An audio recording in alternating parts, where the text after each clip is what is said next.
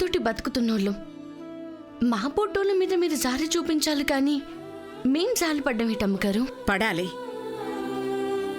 మాట పడ్డవాళ్లు మళ్ళీ మొహమాట పడకుండా మా ఇంటి అడుగు పెట్టాలంటే జాలి పడాలి. వద్దమ్మగారు, తిరుపతి వెంకటేశ్వర స్వామిని ఒక్కపాలి చూస్తే మళ్ళా ఎన్నాళ్ళకు చూస్తాము. మీ ఇల్లు కూడా అట్టాంటి గుడే. అత్తమానం చూడాలనుకోరాదు. నానమ్మ అనకుండా అమ్మగారనే అంటున్నావంటే అలాగింకా తీరలేదనుకుంటా. అన్నం మీద అన్నం పెట్టినోళ్ళ మీద అలిగితే మహాపాపమని తెలుసమ్మగారు. నానమ్మ అంటే నానా కట్టాలు మాటలు పడాల్సి వస్తుంది. పల్లెటూరులో అయితే చాలా మంది పేదోళ్ళుంటారు. వరుసలు పెట్టి పిలిస్తే సంతోషంతో సగం గడిపైన నిండుతుందని చెప్పుకుంటారు. ఈ పట్నంలో వరుసలు కలుపుకుంటే చక్కెరన్నంలో ఇసం కలుపుకున్నట్టే అని అర్థమైనది. దేవుడి దయవల్ల దొంగలు అనిపించుకొని బయటపడినాము. లేదంటే చచ్చిపోయి మా శవాలు బయటపడేవేమో. మా ఇంట్లో నీ ప్రాణం పోతుందని నువ్విలా నా ప్రాణం పోయేలా మాట్లాడకు భూమి. ఆ రోజు జరిగిన దానికి ఇప్పటికీ నేను బాధపడుతూనే ఉన్నాను.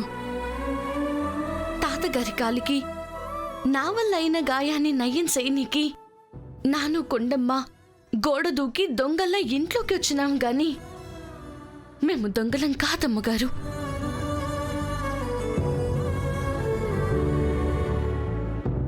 మంచి పని చేస్తే ఓర్వని మనుషుల కంట పడకుండా దొంగ సాటుగా వచ్చినామంతే.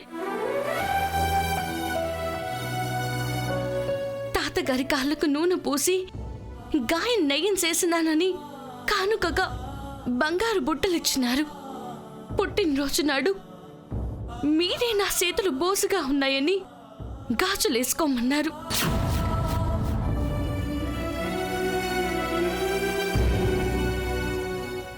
ఎర్రగా ఉంటే 20 రూపాయల నోటు అనుకునే మా బోటోలకు 1000 రూపాయల నోటున్నా అది ఎర్రగానే ఉంటాదని 20 రూపాయలే అనుకునే ఎర్రోళ్ళం మేము. అట్టాంటిది నేను రాళ్ళ గాజులు అట్టుకున్నాను, తెలియక రత్నాల గాజులే ముట్టుకున్నాను అని జాలి పడక దొంగ అన్న మచ్చని పడేసినారు. నువ్వు దొంగతనం చేయలేదు. శేషమ్మ అవంతికలే నీ మీద నింద మోపారు.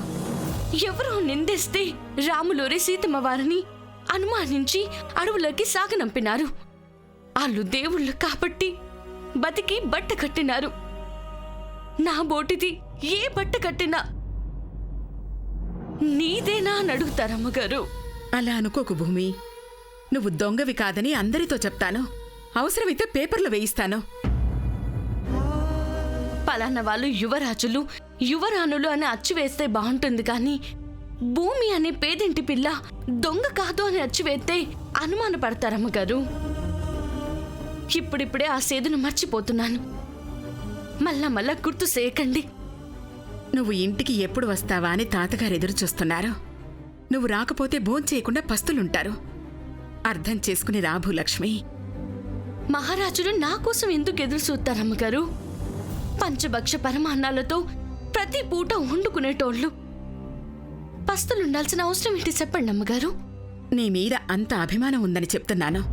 అభిమానం, ప్రేమ, జాలి, దయ ఉండుంటే ఆ రోజు అంతమంది ముందు నన్ను దొంగ అని కొడుతుంటే ఆ పండి అని ఎందుకు చెప్పలేదు? చాలు అని ఎందుకు కట్టుపడలేదమ్మగారు? 2 దెబ్బలు పడితే నిజమేంటో బయటకొత్తాదని మీరు కూడా ఎదురు చూస్తున్నారు కదూ.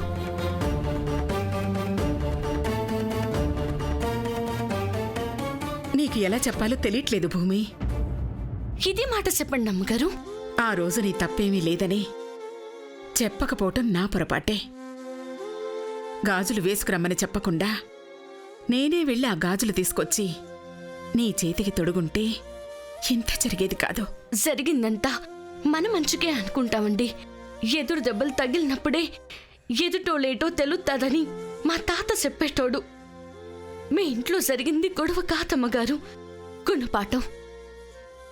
ఆ పాట నేర్చుకున్నాకే ఇంకొకరు కాళ్ళు అట్టుకోవడం కన్నా మన కాళ్ళ మీద మనం నిలబడాలని తెలుసుకున్నాం.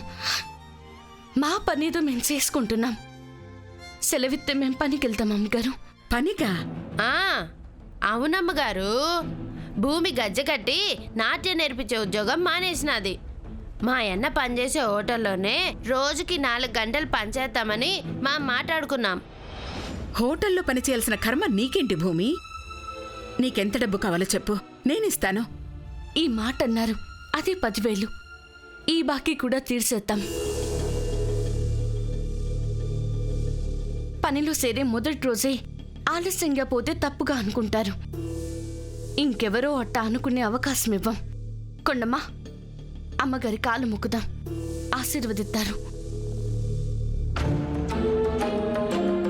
మీ దయ వల్లే చదువుతున్నాను, మీ దయ వల్లే తింటున్నాను, మీ దయ వల్లే 10 రూపాయలు సంపాదిస్తాను. అయితే ఇంటికి రావా భూలక్ష్మి? టైంకి రావా అని తిడతాను అమ్మగారు. పోతున్నా.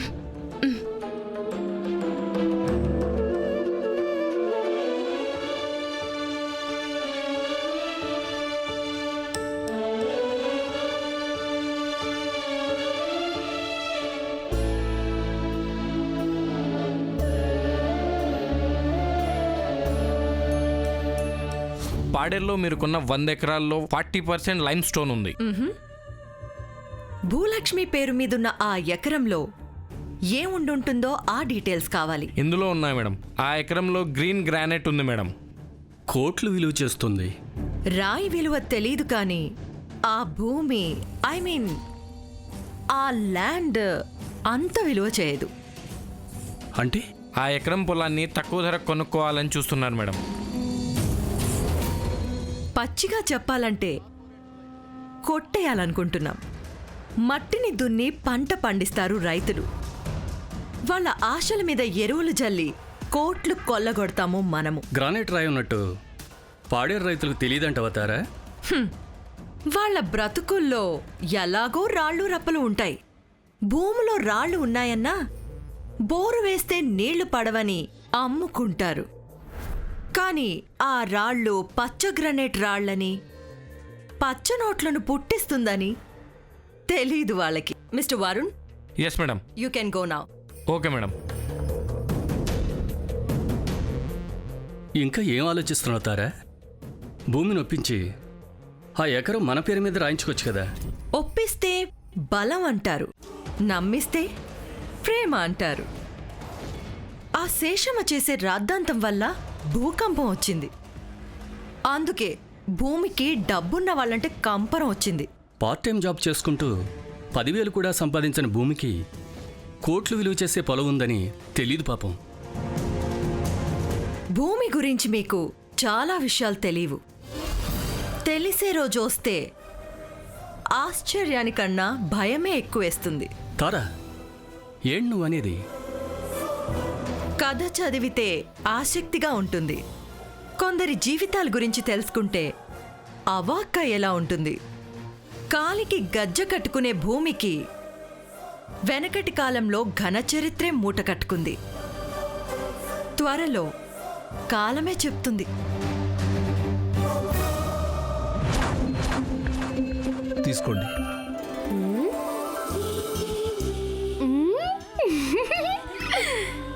మీరు చాలా మంచోళ్ళు. పనిలోకి చేరకముందే మాకు బట్టలెట్టినారు.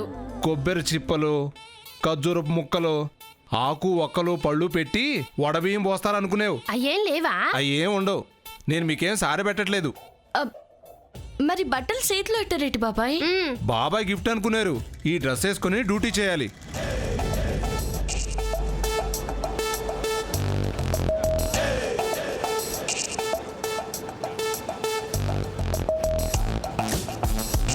నల్ల పాయింట్. ఇవి ఖచ్చితంగా వేసుకోమంటారా? ఈ వేసుకోకుండా పని చేయలేమా? మీరు ఇలాగే టేబుల్ దగ్గరికి వెళ్ళి ఆర్డర్ అడిగితే కస్టమర్స్ మిమ్మల్ని చూసి బేరర్ అని ఎలా అనుకుంటారు? ఇవి మాకు నప్పవు బాబాయ్. రే అప్పలరాజు, గురువా, జాబ్ కావాలని రిక్వెస్ట్ చేసావు. ఈ రోజు ఇవి రిజెక్ట్ చేస్తున్నారు. ఎక్కడి నుంచి పట్టుకొచ్చావురా వెళ్ళని?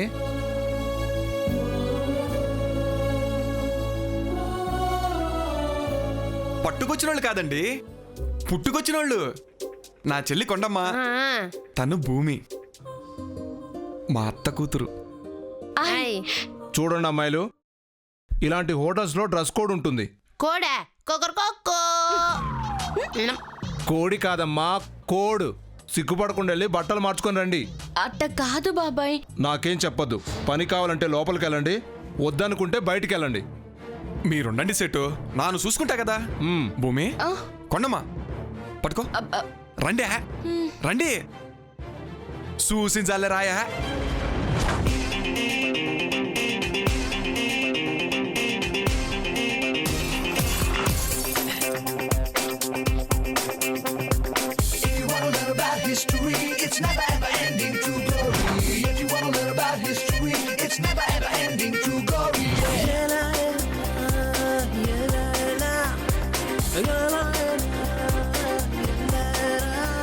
ఎట్టట్టా మా భూమే నా నెట్ట ఉన్నా నప్పిగా.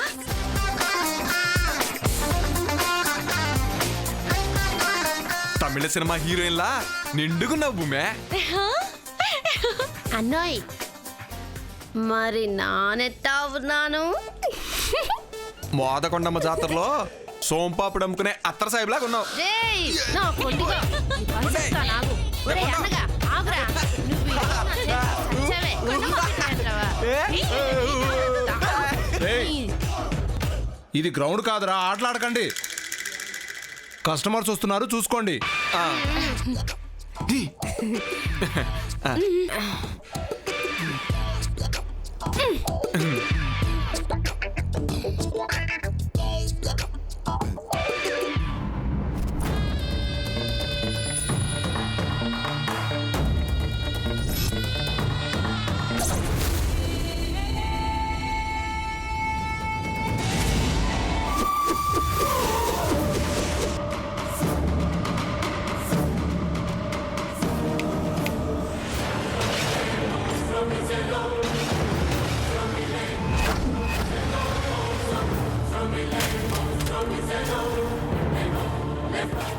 మా ఇంట్లో కుక్క కూడా చిటికేయగానే ఇలాగే తిరిగి చూస్తుంది. ఆర్డర్ ఇస్తాను, వచ్చి తీసుకో. భూమి నువ్వు వాళ్ళని చూసుకో, నాను వాళ్ళని చూసుకుంటా.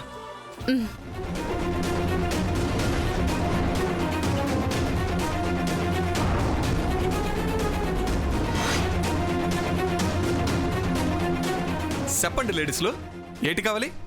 దానికి ఆర్డర్ ఇచ్చి నా చేత్తో టిప్ కొడదామనుకుంటే పక్కకి పంపించావేంటి? ఎవరికి పడితే వాళ్ళ కొట్టలేవండి టిప్పు. ఈ టేబుల్ మందే, కావాలంటే లేచట్టు కూకోండి. ఆర్డర్ ఇస్తారా, నీళ్లు తాగిపోతారా?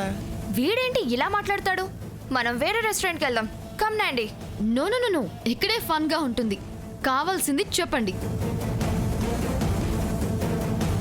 Cherry vegetable pizza and Italian pizza. Oil తక్కువ ఎక్కువ? ఇక్కడ నాకు బాయిల్ అవుతుంటే ఆయిల్ గురించి అడుగుతావేంటి? వెళ్ళే. నాన్న వెళ్తే గానీ అట్టుకు రాలేను. స్పైసీగా ఉండకూడదు.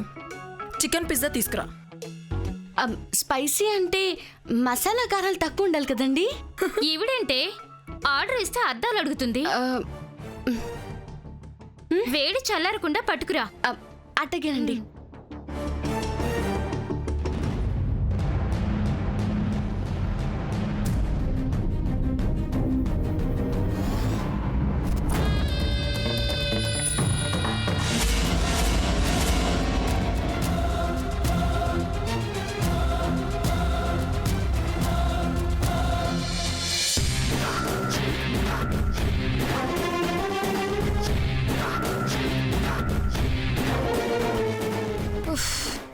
ఈ డ్రెస్ వద్దన్నాం కానీ లాభాలు కూడా ఉన్నాయి.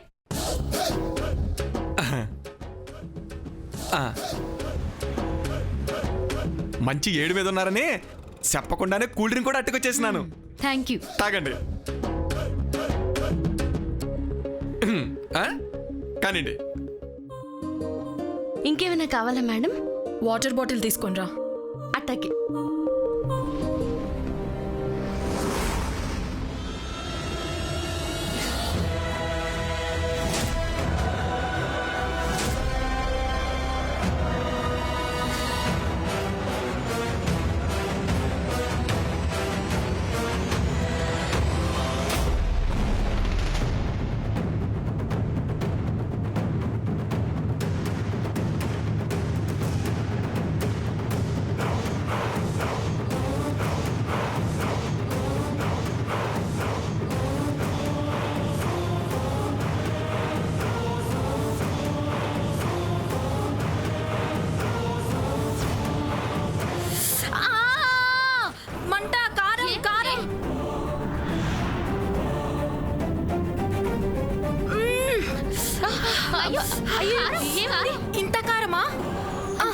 అబ్బబ్బా, నీళ్ళు తీసుకోండి.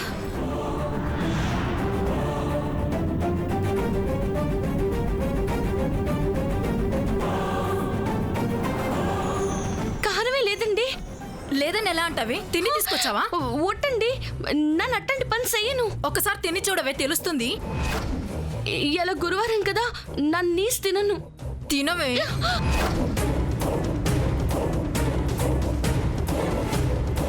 నువ్వు తినవని గొడ్డు కారం కలుపు తీసుకొచ్చావా? గుడ్లప్పగించి చూస్తున్నావేంటి? తిను. ఏమైంది? స్పైసీగా లేకుండా తీసుకురమ్మంటే కారం ఎక్కువ వేసుకొని తీసుకొని వచ్చింది. కస్టమర్స్ ప్రాణాలతో ఆడుకుంటావా? అరే ఆగమ్మా, ఆగు.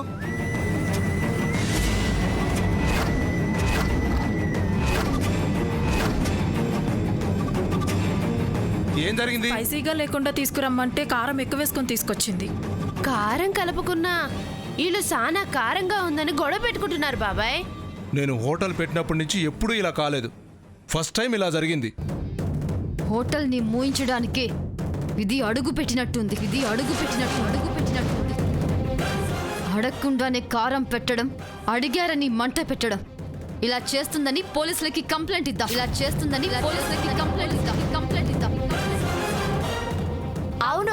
అవును పక్కా పోలీస్ కంప్లైంట్ ఇవ్వాలి. కంప్లైంట్ ఇద్దరుగానే ముందు జరిగిన దానికి క్షమాపణ చెప్పాలిగా. జస్ట్ సారీ అని వచ్చి రాని ఇంగ్లీష్లో చెప్తే సరిపోదు. ఇక్కడికి వచ్చిన కస్టమర్స్ అందరి కాళ్ళు పట్టుకొని క్షమించమని అడగాలి. నన్ను నిజంగా ఏ తప్పు చేయలేదు బాబాయ్, కారమే కలపలేదు. ఎందుకే అలా యాక్టింగ్ చేస్తున్నావు? ముందొచ్చి కాళ్ళు పట్టుకో, లేదంటే పోలీసుల కాళ్ళు పట్టుకొని ఏడవాల్సి వస్తుంది. కావాలంటే సారీ చెప్తాది. భూమి ఎందుకు సారీ చెప్పాలమ్మా?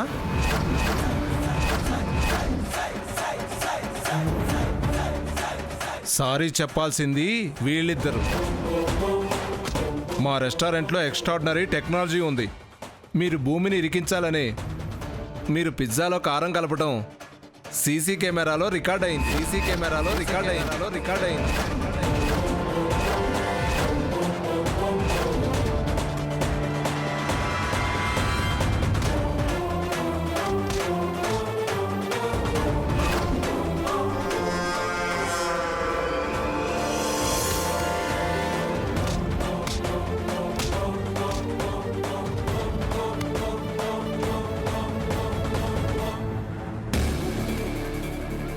చూపించమంటారా?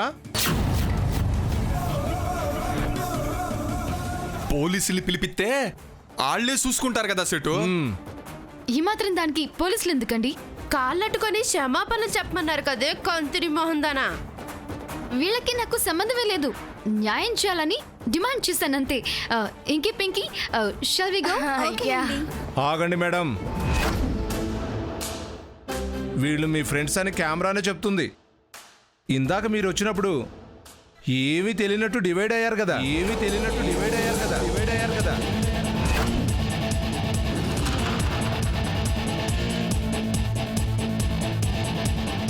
మా భూమి సంప మీద కొట్టినావు కదా నేను అందుక. ఇప్పుడు మా భూమి నీ గుబ్బ గుయ్యమనేలా కొడతాది. ఎందుకు కొడుతుంది? ముందు వెనక ఆలోచించకుండా చెయ్యి చేసుకోవద్దని చేత్తో చెప్తుంది భూమి. నువ్వు కానీ, లేదంటే పోలీసులు పిలిపిద్దాం.